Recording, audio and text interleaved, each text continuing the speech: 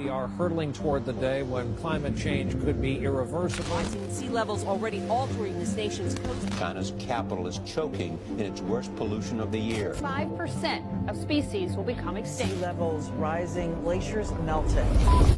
If we do nothing, the picture of the world is one of absolute devastation. There's no convincing scientific evidence for man-made climate change. We're spewing 162 million tons of human-caused global warming pollution into it every single day, as if this is an open sewer. Satellite data demonstrate in the last 17 years, there's been zero warming, none whatsoever. It's why, you remember how it used to be called global warming?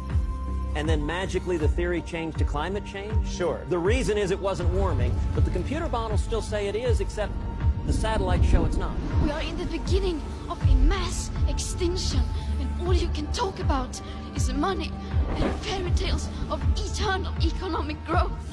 How dare you? Drill, baby, drill.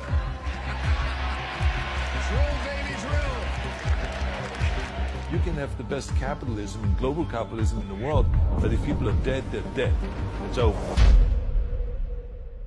Enough is enough. The world is at a breaking point. Catastrophic climate change, biosphere collapse, and a global energy crisis have been met with apathy, denial, and despair. It is going to take everything we know and love. Like clockwork, our corporate overlords present us with two untenable options. Submit to an Orwellian itinerary of energy rationing and population control, or ride the status quo into the abyss. Both sides are right, and both sides are wrong, which means both sides are missing a critical piece of the puzzle. Since the early 2000s, we have seen an increasing number of unauthorized and or unidentified aircraft or objects in military-controlled training areas and training ranges and other designated airspace. Some of them appeared to remain stationary in winds aloft, move against the wind, maneuver abruptly, or move at considerable speed without discernible means of propulsion. That's pretty intriguing. I think I would, without discernible means of propulsion, I would say that we're not aware of any adversary that can move an object without discernible means of propulsion. The phrase unidentified flying object is a deliberately obfuscating term. What it really is an alternative energy and propulsion device. This is the real reason for the secrecy. These technologies, if they were disclosed, would end fossil fuels, pollution, and poverty overnight, and usher in a new era of abundance, freedom, and peace. Instead, they have been kept secret for over 100 years. Dr. Stephen Greer, the world's leading expert on UFOs and extraterrestrial intelligence, has been advising presidents and heads of state for 30 years on the urgency of the situation. We don't have much time left.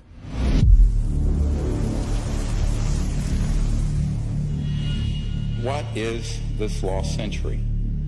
This lost century is literally 100 years, more than that now, of technologies that have existed that have vanished. I mean, I was just recently in a meeting in Washington with the people who manage the black budget of the United States. They have no access to this material because between the late 1800s and now, the ingenious inventions and sciences that could have moved us off that extinction level path that we're on have all been ruthlessly suppressed, confiscated. And the only way that's going to change, it is not going to change in Washington. It is not going to change in a large corporation. Unlikely. It's going to change by us, the people doing it. So it's about us.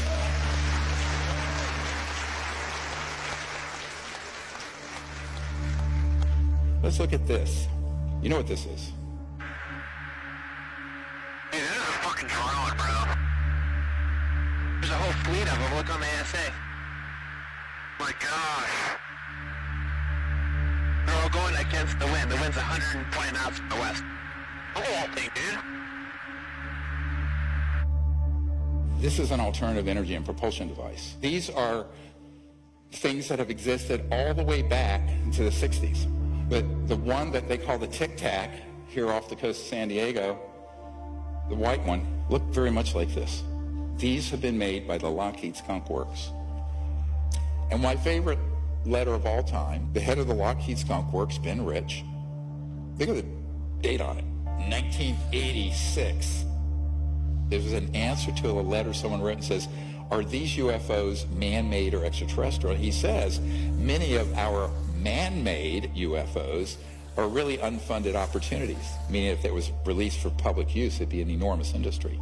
Every meeting I go in Washington, I said, see that thing you guys are all talking about? That's Lockheed Skunk Works. They have left us behind, and everything we see out in our world today is absolutely a construct. It's an absolute construct. The internal combustion engines are obsolete. The nuclear power plants are obsolete. The coal-fired plants are obsolete. We have the wind generators. Those are obsolete. The solar power, it's all obsolete. If we could follow the gravity research that the contractors and research institutions have been doing, we could see that bright future as well. So a lot of people say, well, how is this thing moving? There's no fuel on board. There's no nuclear power plant. There's no jets and no rockets. Well, way back in the 40s, Dr. Casimir, he predicted, and later it was proven in the 50s, what's called the zero-point energy field. Zero-point energy, or what Nikola Tesla called radiant energy, is the most profound and transformative gift that the quantum world offers us. The seemingly empty vacuum of space is actually a roiling sea of virtual particles fluctuating in and out of existence, and all those fluctuations require energy. If we could tap into this energy source, we would unlock a virtually unlimited reservoir of clean, free energy. Extraterrestrial spacecraft are known to harness zero-point energy. The U.S. scientists is understanding what this was. It was an energy device that used zero-point energy. That's what they referred it to as zero-point energy. And it was connected in such a manner that this device could power, from a very small flashlight or a very small watch up to a city. And power was determined by what the demand on it was. The implications of free energy go far beyond bringing monthly electric bills to zero or running a car without gasoline. Most of the cost of making anything, from growing food to building a skyscraper, is the energy of pulling raw materials out of the ground, shipping, processing, shipping again, and so on. If the cost of energy goes to zero, the cost of agriculture and manufacturing becomes negligible. Other critical solutions, like water desalination to end drought or air purification, both of which are prohibitively expensive due to energy costs, would suddenly become viable in a free energy paradigm. A new world where humans live in perfect harmony with nature is possible within our lifetimes.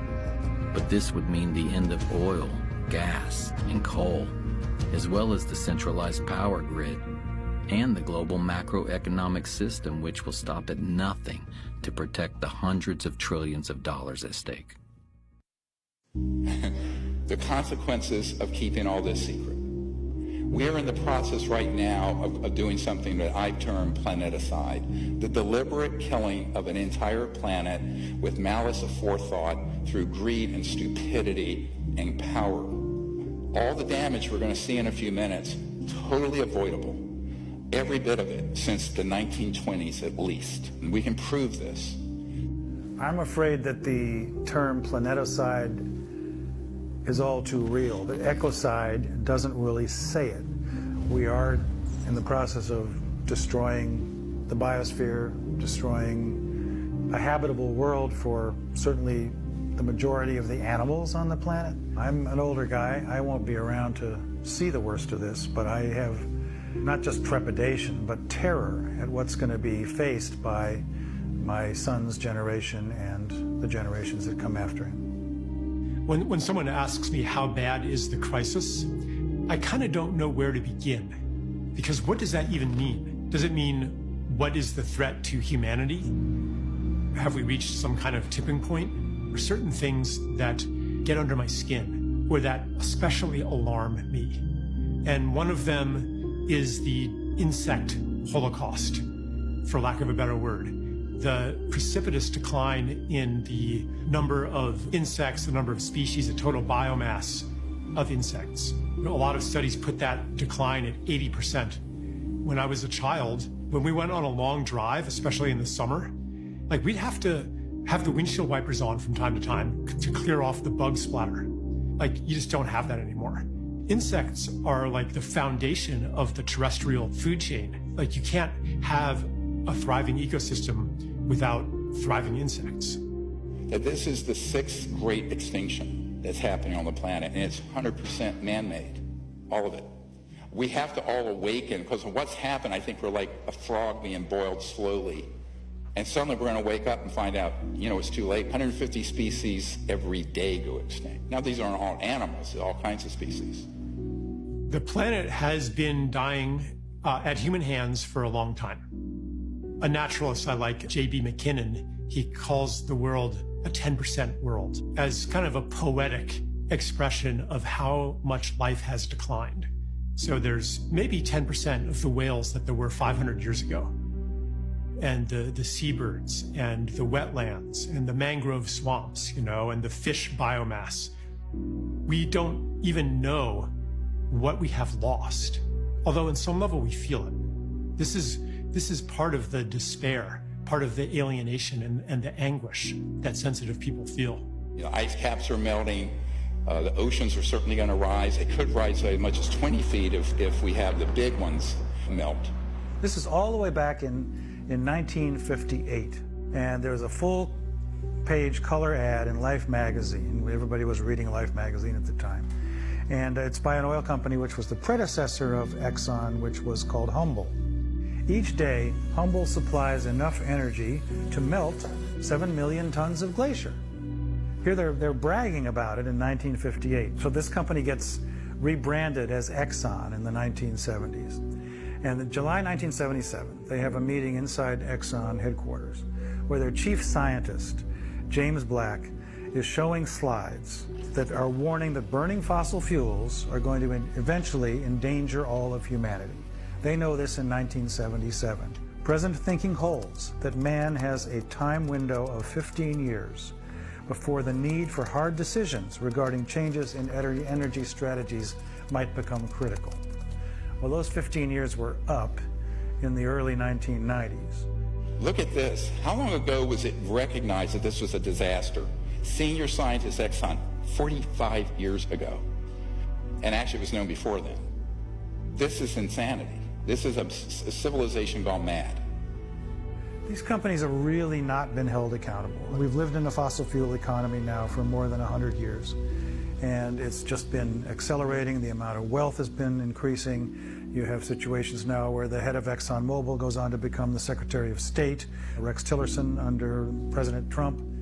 And I'm an environmentalist. A lot of people don't understand that. I think I know more about the environment than most people.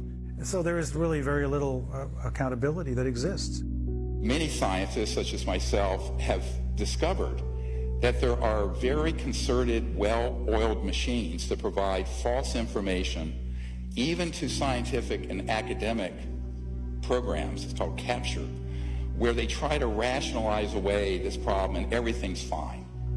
One company, Exxon alone, has funded more than 40 different groups to keep alive its campaign to deny the worst impacts of climate change. There was a guy named Martin Hoffert, and he's a professor of physics at New York University, a consultant to Exxon for their climate modeling during the 1980s. And he said this: the advertisements that Exxon ran in major newspapers raising doubt about climate change were contradicted by the scientific work we had done and continued to do. Exxon was publicly promoting views that its own scientists knew were wrong, and we knew that because we were the major group working on this. This was immoral and has greatly set back efforts to address climate change. Here's a case where the Canadian government ordered the scientists not to disclose the extent of it. So what you get in the media is a very sanitized version of this problem, which many people believe we may have already gone over the edge of the red line, how far we can go without a safe return to a sustainable civilization. China is the world's biggest greenhouse gas emitter by a huge margin. And if there's anything clear so far coming out of this year's Communist Party Congress, it's that coal is having a bit of a revival in the world's second largest economy. A senior energy official said China will give full play to coal as ballast in the country's energy mix. Why are we digging stuff up out of the ground when we haven't needed to burn coal since about the 1920, 1930 time period? Here's your solar panels. I had to replace my solar panels with more, and they all end up in a landfill and they're toxic. You know, we're working in a paradigm, whether it be fossil fuels or what is being proposed as new energy, that isn't going to work. I'm certainly not opposed to renewable technologies, but you know, they are dependent on weather. They're dependent on how much wind there is in an area, or they're able to harness of the sun, and they cost an awful lot to speed. No environmentalist wants to see vast landscapes converted to biofuels, or pit mines to mine silver and cobalt and lithium, wind turbines that kill birds and mar the landscape. This isn't what we signed up for, but this is what happens when we abdicate our relational care for every place and ecosystem and being on Earth and transfer that onto yet another quantitative cost-benefit paradigm. And you have lithium fields. The amount of pollution from these lithium mining operations for lithium-ion batteries in your Tesla, not to mention they catch fire periodically. Now, fair enough, I'm an emergency and trauma doctor. Gasoline cars catch fire more. I can tell you some horror stories, which I'm sure you don't want to hear. And then we have this whole morass of how we're living, you know, on wires that we haven't needed. And so the entire system is set up to benefit a relatively small number of global oligarchs and financial interests that we absolutely have to say enough. They've had 150 years to do this.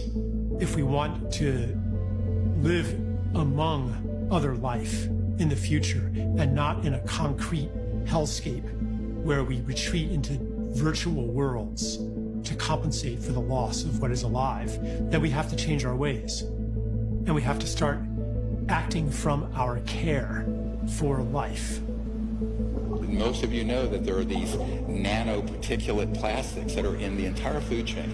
They cause cancer, they disrupt hormones, they damage your brain. And why? Well, if we had quote-unquote free energy systems from what we're going to describe as zero-point energy field, you would never have to have anything wasted because you have 100% recycling because the cost of the energy would be zero. And then we have all these famines happening around the world because of the absolute social injustice of a system that is driven by greed and scarce resources. When, as Tesla pointed out, there's an infinite amount of energy to be tapped in what has now been quantified as the zero-point energy field. How do you tap it? Now, mainstream science says it can't be tapped. It's there theoretically. Not true. And you're going to find out how untrue that is. International Panel on Climate Change, which issues annual reports about the dire state of things that we're facing. It says in their latest report that over the next decade alone, between 32 million and 130-some million people are going to be driven into poverty because of the changing climate in their countries. 3 billion people, almost half the world's population, has no way to cook their food. They have no way to heat. But what they're doing, they have to survive, is cutting down the rainforest and cutting down the scrub and shrubs in the desert. You have what's called the desertification, where you have the growth of deserts going on exponentially. You can take maps from 40 years ago and now and just see the growth of this dead zone. Why? You have 3 billion people that don't even have, even if they had access to fossil fuels, they don't have access.